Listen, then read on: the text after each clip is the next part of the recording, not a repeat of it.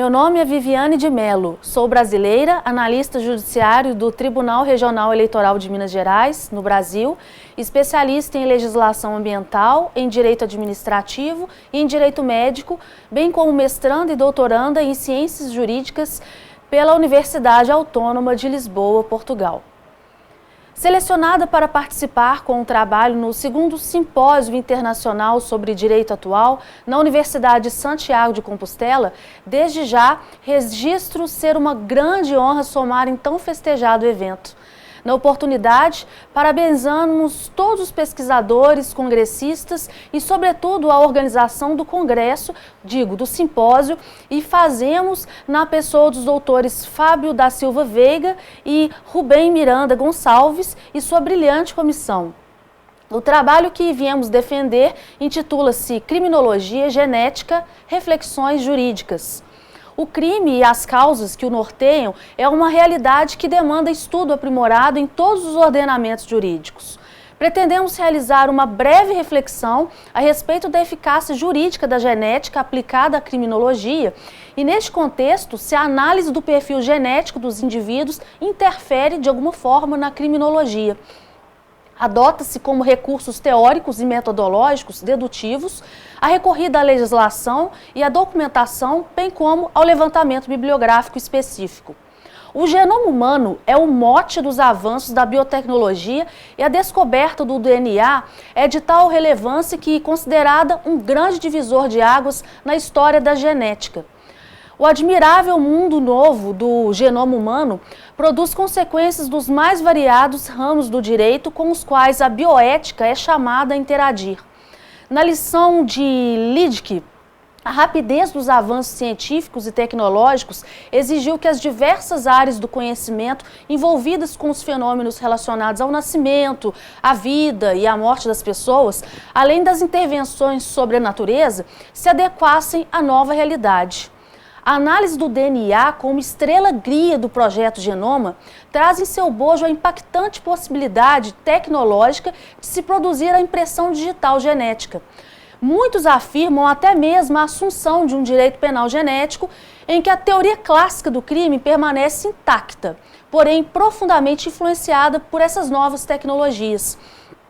Diversos são os debates jurídico-penais também, diante das inovações biotecnológicas ou das perspectivas científicas em torno da genética, sendo que não há uma harmonização de ideias sobre a necessidade de intervenção penal neste âmbito.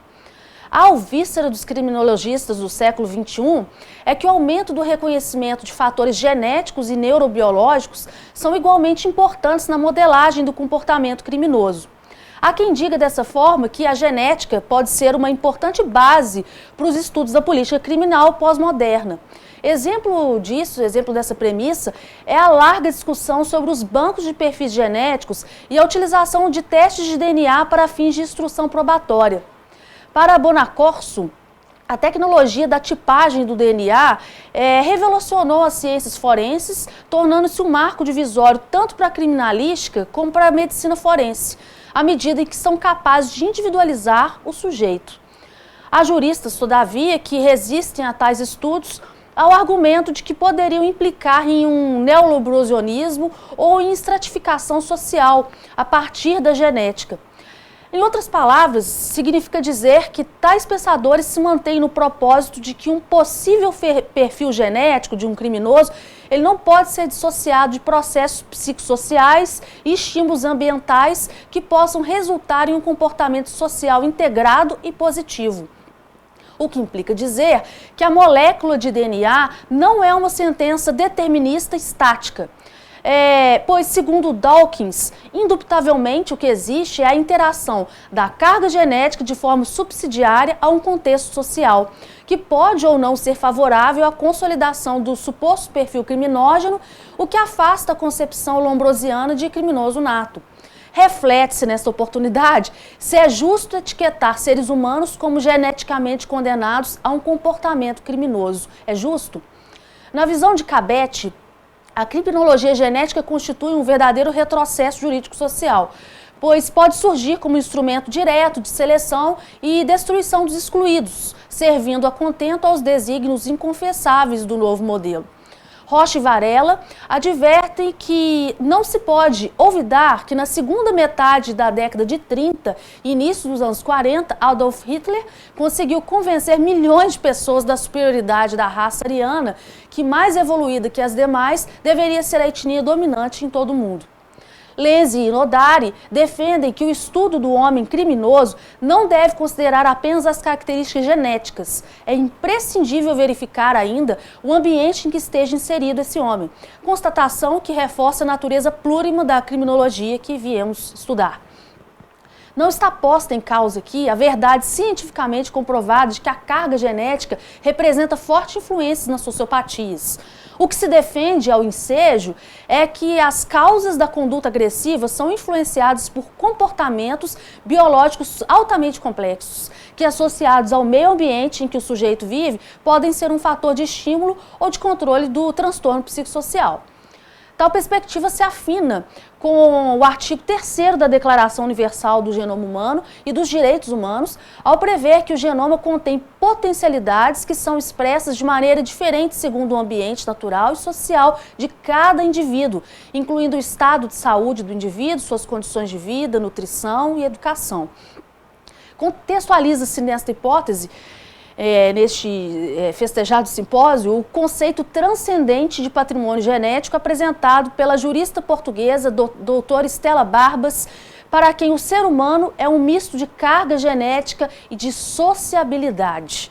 Neste evento, renovamos sinceros agradecimentos, parabenizamos a Comissão Congressual e registramos as seguintes e breves conclusões. A descoberta da molécula de DNA representou uma verdadeira revolução da biotecnologia sem precedentes na história da humanidade.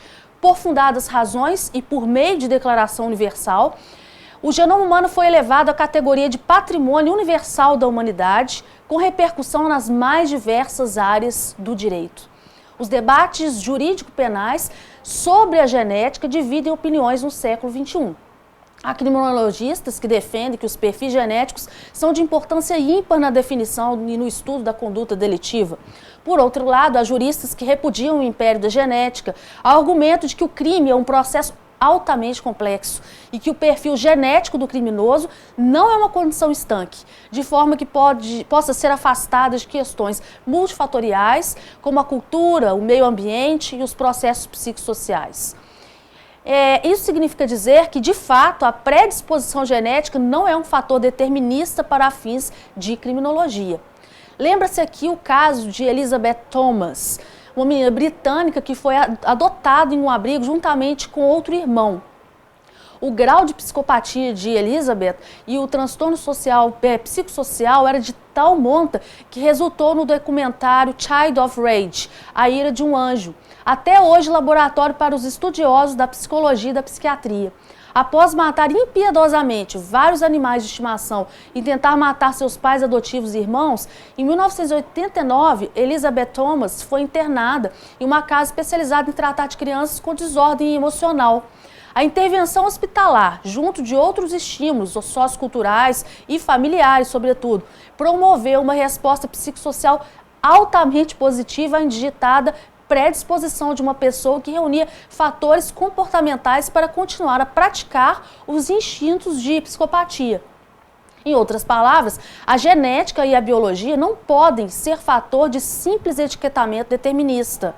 Ora, embora cientificamente irrefutável que a carga genética exerça influência nas sociopatias, o estudo do comportamento criminoso não pode e não deve se limitar somente à genômica, visto que o crime é uma realidade que envolve aspectos biológicos e culturais extremamente complexos.